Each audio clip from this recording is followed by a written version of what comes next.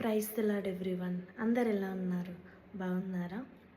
ప్రతి మనిషి జీవితంలో 3 రకాల సమస్యలు ఎదురవుతూ ఉంటాయి. అందులో మొదటిది పాపము. ఆ పాపాన్ని జయించాలని మనిషి ఎంతో ప్రయత్నిస్తుంటాడు, కానీ ఆ పాపము జయించలేకపోతుంటాడు. తెలియకుండానే మరలా ఆ పాప ఊబిలో పడిపోతుంటాడు. కాబట్టి దేవుడు ఈ లోకానికి వచ్చి ఆయన స్వరక్తాన్ని ధారపోసి సిలువలో మరణించి ఆయన రక్తం ద్వారా మనలను పవిత్రులుగా చేయడానికి ఆయన రక్తాన్ని ధారపోశాడు.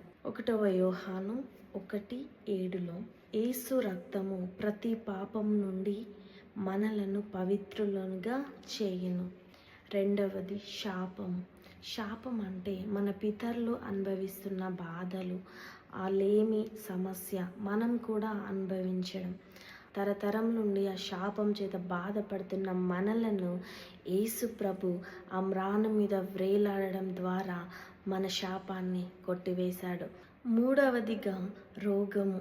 ఈ రోగము చేత బాధపడుతున్న, కుమిలిపోతున్న మనలను ఆ రోగం నుండి మనల్ని విడుదల చేయడానికి ఆయన సిలువలో 39 కొరడా దెబ్బలు మన కోసము భరించాడు.